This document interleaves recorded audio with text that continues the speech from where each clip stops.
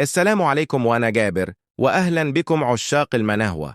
بتحبوا القصة البطل فيها مرعب والأحداث المجنونة وانتم في المكان الصح. استعدوا للملخص الناري، المنهوة تهز دماغكم. يلا بينا.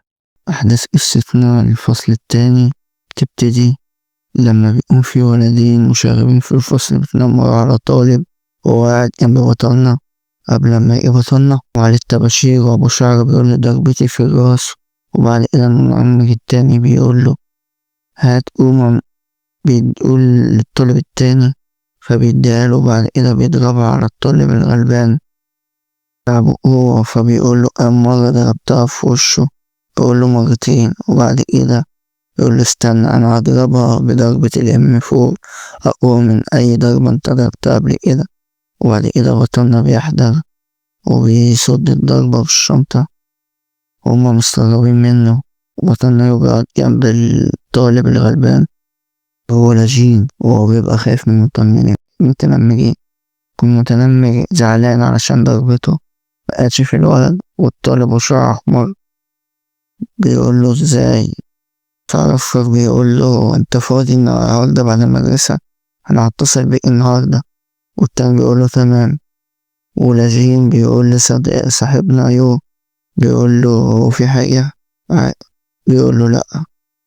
بيقول له يو انت بخير؟ بيقول له طبعا أنا بخير.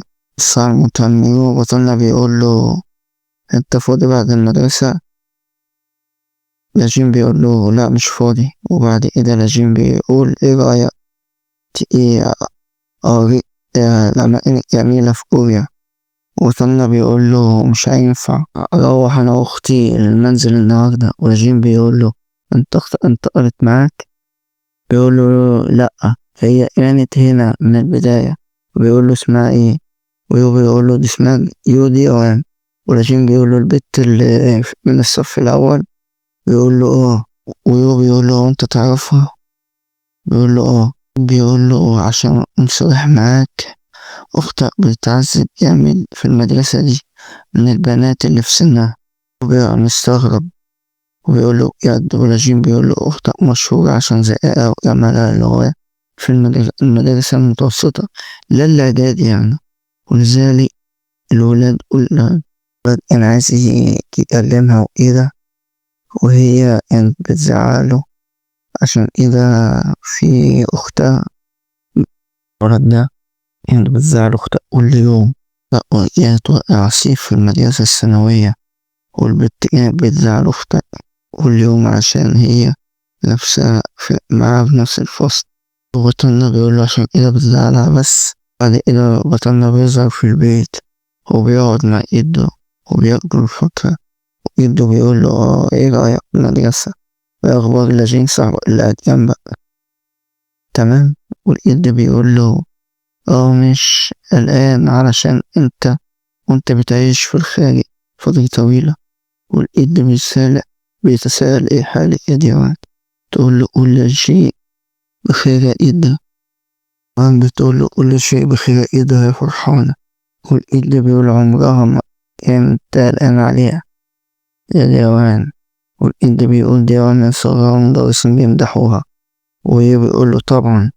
وبعد كده يو بيقول له لاجين شكرا علشان انت قلت لي عشان الموضوع ده. ولاجين بيقول له القصة دي معروفة بين الطلاب، وبيقولوا المفروض تكون قلقان عليها يا يو شوية. بعد كده وطننا بيقول له مش عارف أعمل إيه. وبعد كده الباب بيترزع بقوة من الطالبين اللي بطلنا ضربهم وبيدخلوا الفصل. تحس العشر داخلين الفصل وهم لسه واخدين علقة من شوية. وبعد كده المتعلمين بيقولوا الطالبين الطلاب الكبيرة بيعملوا إيه هنا في فصلنا. وكيم زعيم المدرسة معاهم بيظهر كل عارف إن هو زعل كله بيتنمر عليهم بزيهم. وبعد كده بطلنا والزعيم بيقول لهم هو ده اللي ضربكم؟ عيب عليكم والله، ده شكله غلبان مش إنه معرفش إن مرتزق مميت. وبعد كده بيقول ده ضربنا مرة واحدة جامد ومحدش كان ملاحظ هو تحركاته خالص. ده مش عذري أو غاد.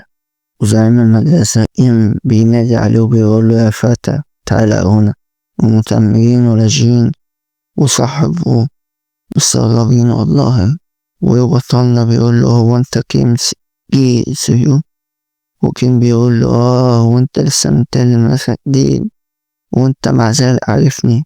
بطلنا بيقول له قلت له هو صامت. بيقول لهم من العار اللي انتوا خايفين منه. وكيم بيقول لصاحبه روح هاته يلا وتعالى. وبطلنا ليهم وبيلف بيلاقي أخته متبهدلة ومضروبة في وشها وبطنها وبيتعصب وبيطلع الأسد اللي جواه عشان شايف أخته مضروبة. وكيم بيقول لها أنا حقوقي دلوقتي قدام عينك.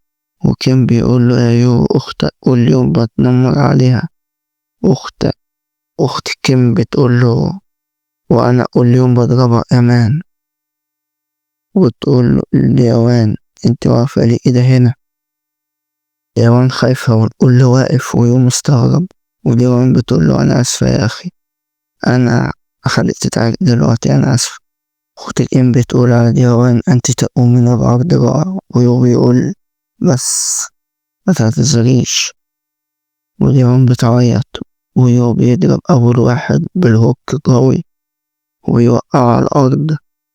والباقي خايف. ويو بيقول انت مش غلطانة هما الشباب دول غلطانين وانتي. وتاني واحد رايح وربنا معاه. وبطلنا بيتفتح الضربة وبعد كده بيضربوا في الحنقرة. تاني بيقع على الأرض مش قادر يطلع صوت ولا والكل خايف والتاني بيضرب. وبطلنا بيضربوا في إليته لكنه اتضرب برصاصه. بيقول ايه ده بحقك يا حين. وبطلنا بيقول دورك يلا بينا. والكل مستغرب من المنظر ودي أوان مندهشة. وبطلنا هادي ولكن عمل أي حاجة. وكيم قلقان خالص والطلاب مش عارفة ايه اللي هيحصل. وكيم بيدار على خوفه وبيقول شوية حركات خوفنا بيهم. وكيم بيضرب بالرجل وبطلنا بيصدها خايف. وبيضرب بالرجل التانية ويصدها بطلنا وبيسحبها بطلنا عشان بيضرب باليد في وشه. وكيم بينزف دم من مناخيره بطلنا. وبعد كده بياخد بالرقم وبيودع الملاعب. والكل مستغرب. المتمر بيقولوا حتى إم ضربه بجد. والكل مستغرب وخايف من بطلنا. وبعد كده هيعمله 1000 حساب. وأخت إم مستغربة من الموقف وبطلنا بيبص لها. وأخت إم بتقول هتضربنا ولا لأ.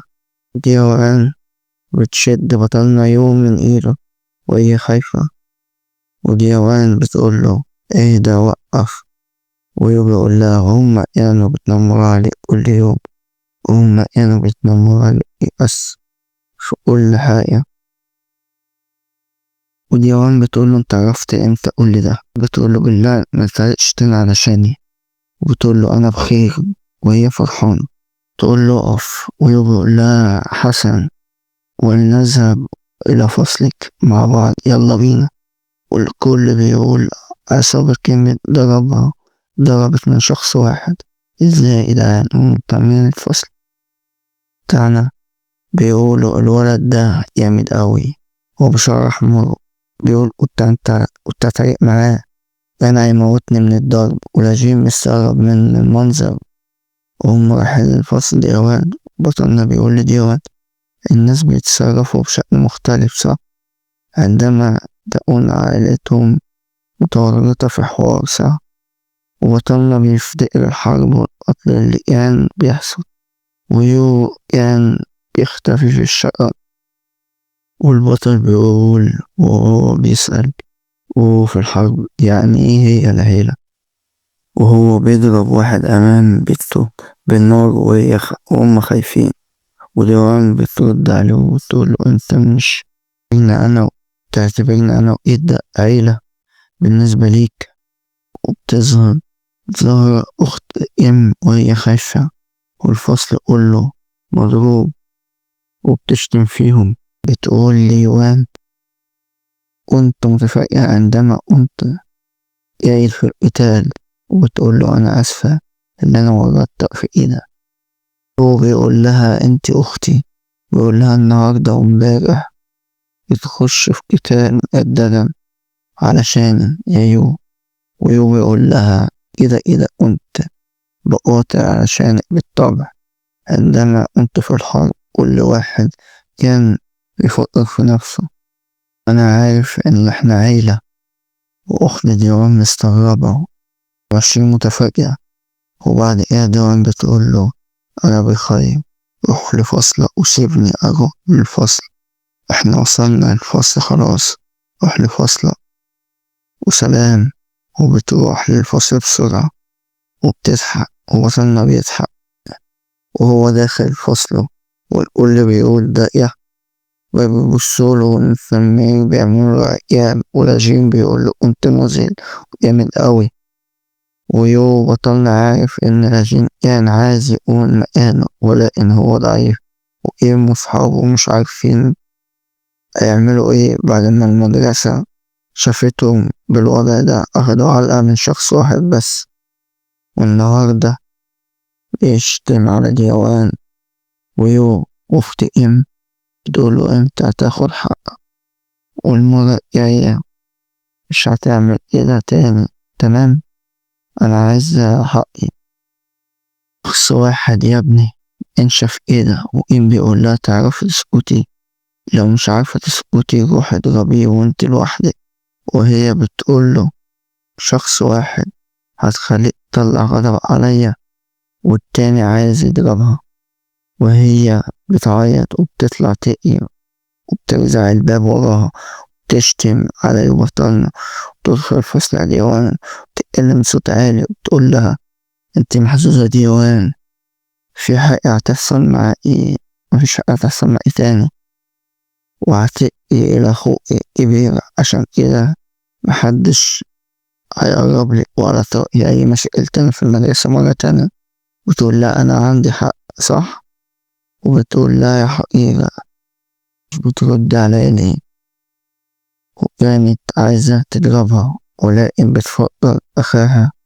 بعد كده بتعيط، وبعد كده بتروح إلى البيت، وديوان بيفضل أخوها، وهي بيقول لها ده مش خطأ، ده خطأهم. بيقول لها نحن عيلة صح. وهي بتقول له في نفسها خلاص محدش هيضايقني خلاص. بتفتكر الأيام الصعبة مع البنات اللي كانوا في فصلها وهما بيضربوها وبيشدوها من شعرها.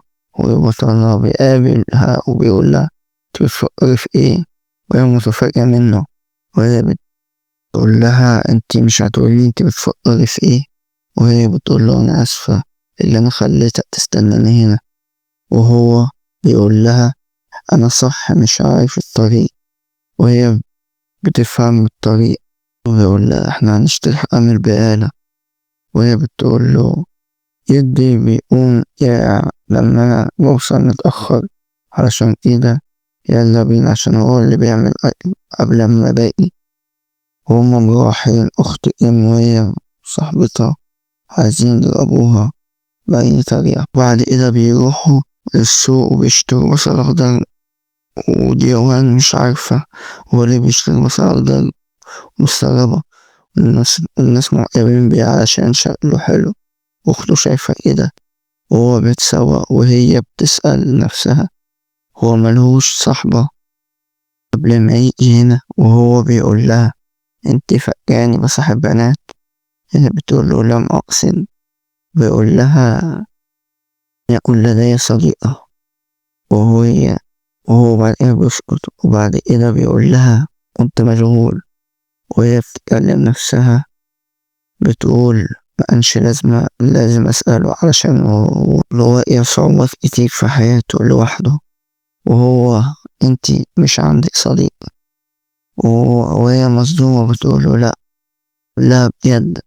وبتقول انت مشغولة زيك. وبعد كده راحوا للبيت، وجد بيعطيله تليفون، وهو بيقول له ليه يا جدي؟ متتعبش نفسك. وإيده بيقول له صحابك في المدرسة معهم تليفون وانت لأ ازاي؟ وهو بيديله بيقول له مش عارف هيعجبك ولا لأ. ودوان بتقول له ده أحدث إصدار. والإيد بيقول له أنا حفظت رقمي ورقم ديوان على الهاتف. وديوان بتقول لي إيه ده؟ انت ممكن اختار ليو واحد التليفون المناسب ليه. وإيد بيقول لم أسأل البائع. وديوان بتقول له مقلتليش ليه؟ وقال لها أنا كنت عايز أشتري لوحدي وهما بنصغر. والإيد دي ليوان وبيقول له هل إيه بقى؟ ويوان بيقول له بالتأكيد يا إيد. والإيد بيقول لي ديوان آسف عشان ما اشتريتليش واحد جديد. ديوان بتقول له يا إيد ده أحدث التليفون اللي حالته سليمة. ويوان فرحان بالجو الأسري. بيقول له شكرا يا إيد سوف أحافظ عليه. وهو راح ينام بيتفرج على الموبايل وهو فرحان وبيرن على الملازم بتاعه. والملازم بيقول ده مين ده اللي بيرن عليا دلوقتي في الساعة دي؟ والعسكري بيقول للملازم بيقول له ده شكله هو اللي بيرن عليه. وهو بيتكلموا على رسائل وبيقول لهم وقت الموبايل بتاعي مش حلو. والملازم بيغضب منه. والصبح وهو طالع من الحمام شاف أخته بتقري وتقول له أنا رايحة المدرسة قبليك وأنا متأخرة أيوه. تقول له بعد ما تاكل حط الصحون في غسالة الصحون. وبتمشي المدرسة. وهي رايحة المدرسة وهي بتقول الحساء بتاع إيدي طعمه حلو جدا. إيدي بيعرف يعمل أحلى حساء. مرة واحدة بتاخد ريق جامدة إيزا قدامها 3 بنات. تقول لها بصوا قدامي أنت بتقري. تقول لهم أنا آسفة. مرة واحدة البت اللي قدام فيهم بتديها بالقلم وبتقول لها اخرسي. وبتقول لهم من الصبح وأنا حاسة بالإحباط ونروحوا الملهى الليلي بتاعنا. والتانية بتقول لها أنا عايزة أغني عايزة أطلع على المسرح أغني شوية. التالتة بتقول لهم يا ديوان إيه مش هتروحوا معانا النهاردة؟ وديوان عرفت اللي ده صوت كيم. واحدة فيهم بتقول لازم نعلي المزيكا النهاردة. اللي هو في إذن بيقول الأطفال أحيانا أشقياء اليوم للغاية. بيقولوا هما بيصرخوا الأيام دي ليه. ومرة واحدة بيفتح الباب بيلاقي ديوان مضروبة ضرب جامد. وبيقول لها يا أيها الطالبة هل أنت بخير؟ رد عليا. ديوان بتقول له اه. وبتلم هدومها وشنطها وبتمشي. لا استني هتصل بالنقد دلوقتي. ديوان بتقول له مفيش داعي. وهو بينادي عليها وهي ما بتردش. مدرسة بتسأل على ديوان. الطالبة بترد وبتقول احنا مشوفناش النهاردة. وأخت كيم بتضحك بخبز. تقول هي شكلها مش على ما يرام دلوقتي. صاحبتها بتقول لها لا اتأخر النهاردة. تقول لها احنا ملناش دعوة بيها. بتقول لها اه صح احنا ملناش دعوة بيها. يو بيظهر دلوقتي ويدور على أخته في المدرسة مبيلاقيهاش. بعد المدرسة الكلام ده ويروح المنزل عشان هو شكله بيسأل شكلها روحت قبليا ولا ايه مستنتنيش. وهو بيرن عليها وهي سامعة الموبايل ومش قادرة ترد. سمع كله متدغدغ. بيقولي في المنزل هي روحت كده. بيقول له انت روحتي بدري وانا مكنتش عارف الطريق ورنت عليكي وانت مردتيش. هي بتقول له انا كنت نايمة. بيقول لها ينفع تفتح الباب شوية؟ بتقول له لأ أنا ببقى على ما الرملة ببقى لوحدي وأنا مستقلة. بيقول لها أنت عندك حق بتقول له أنا عندي حمى. بيقول له هتحصل لما أنام شوية بعد إذنك. محتاجت حاجة نادي عليا ما تردديش. هو ماشي بيقول عليا شرب هذا الأدوية. بيبص على وشه بيلاقي دم فبيستغرب ويخاف على أخته وبيقلق جدا. فبيجيب إسعافات أولية بيخش الأوضة ويشوف الروح على اسمها ويداويها. بتقول له أنا كنت سايق عقلة وقعت من على الدرج. بيقول لها طب يلا نروح المستشفى ممكن يبقى فيه كسر أو شلل. تقول له لو رحت المستشفى هيقولوا شكلي اللي أنا ما قلتش وقعت من على العائلة. والمشهد بيجي عند أوضة المدير وهي بتقول له أختي كيم انت اللي ضربتني انت وأخوكي. وهي بتقول لها لأ أنا. تقول لها انت لابسة الكمامة ومغطية وشي، بس أنا عارفة صوتي هو ده صوتك. تقول لها العلاقة ما بينا وحشة وده مجرد افتراض عشان إذا انت بتتهميني. والظباط بيسألوها انت شفت الآن بيضربك؟ بتقول لهم لأ الآن مغطي وشه. أم كيم بتقول انت ايه اللي انت بتعمليه ده؟ انت بتتصلي بالشرطة وانت مش متأكدة من اللي انت بتعمليه؟ تتعاملي مع بنت وهي مؤلمة؟ أو انت فاكراني ايه سهلة هبلة؟ هي بتقول للظباط والله هي وربنا هي لازم تعتذري الجين دلوقتي وحالا يتسوى صموتها. بتقول لها هي والمصحف جين، بقول لهم لازم تخبروا والديها، لازم نخاطبهم دلوقتي. هي بتعيط عشان أمها وأبوها ميتين ومش عارفة تاخد حقها. لما تروح هتقول لأخوها، هي بتقول جو بيقول لها هو انت بخير؟ بتقول له اه. بيقول لها الحمد لله إدامات بسيطة، بدأت أيام وسوف تشاف، مفيش أي أسية أو شرخ في العظام. بتقول له الشاشة اللي انت ربطه على ايدي جامد أوي، هو مش ضايق على ايدي؟ يقول له يا رب ايدي ما يشوفنيش عشان ايدي قلبه ضعيف جدا، يا رب ما يشوف. تقول له هو بياخد الدواء يوميا؟ يقول لها حقا؟ يقول لها انا عارفة بجد الوضع وانت لازم تنامي شوية. وديان بتنادي على اخوها ايوب، تقول له اخي الكبير انا مدينة ليك. ويوب يقول لها وهو بيضحك انت بتخفي عني شيء. وبعد كده بيظهر قادر عند الكازينو وشقلها قالت له وبيروح لكيم وهيدغدغ الدنيا عليه شكله. والعصابات اللي في الملهى الليلي بيقولوا لكيم احنا سمعنا الأخبار بتاعت المدرسة امبارح اللي انتوا اتضربتوا كلكوا من شخص واحد. وعيل تاني بيقول له انت هتسيب الأمر يعدي وخلاص كده مش هنعمله أي حاجة؟ لو ضربناه على جامدة الأمر هيعدي على ولكن في أي حاجة حصلت، فاهمني؟ إنما لو هو فضل في الشغلة دي محدش هيعرف يوقفه. هم كلهم بيقولوا لازم بكرة نهجم عليه ندوله على يندة بكرة ماشي. مرة واحدة أخته الصغيرة بترن عليه وتقول له الأمر بتاع ديوان أنا اهتميت بيه وضربتها جامد النهاردة. بقول لها انتي مجنونة تستنى ولا أضربه؟ بتقول له لا أنا ضربتها من بعيد لبعيد، ايه 3 بنات ضربوا جامد. جدع احنا كنا بنفكر في أي طريقة لإخضاعه، جدع إن انت عملت كده. صاحبه بيقول له بطلنا يوانا قدامنا. كان بيقول ازاي الواد اللي عين ده عرف بالمكان ده ازاي؟ وجين اخت كان بتقول له انت بتردش عليا ليه؟ انت ما بتردش عليا ليه؟ هو بيقول له ايه ده؟ انت سورنا بالقاك اللي جاب هتقول على هنا. ويو بياخد حرص الأمن بضربة غشيمة يوقعه في الأرض. والتاني هوبا بيديله واحدة من فوق لتحت ايده هوك جامد وبيقول اللي بعده يا ناس ساعده. والباقي بيتفقع من الخضة، ضرب 2 في أقل من السمع أذن السمع يعتبر، فكله بيتفقع. وأول واحد بيقع على يو بيصدر له رجله فبيقع من رجل واحدة ويقوم واخده حدفه بعيد. والتالت جاي اهو يقوم ناتش يد هوك جامد. والتالت عايز يغفله ويضربه بالإزازة ويقوم راح ضربه كمان وبيرجع للتاني وبيناوله بيفادي منه الضربة ويقوم ماسك ايديه وغازه يد ثانية. التالت مش عايز يغمى عليه فبيقوم ماسك دماغه ورازعها في رقبته. كيم مصدوم واخته جين على الموبايل بتقول انت ايه اللي عندك بحق الجحيم، انت بتردش عليها ليه؟ طلع يو يقول له دورك يا كيم ايه خايف؟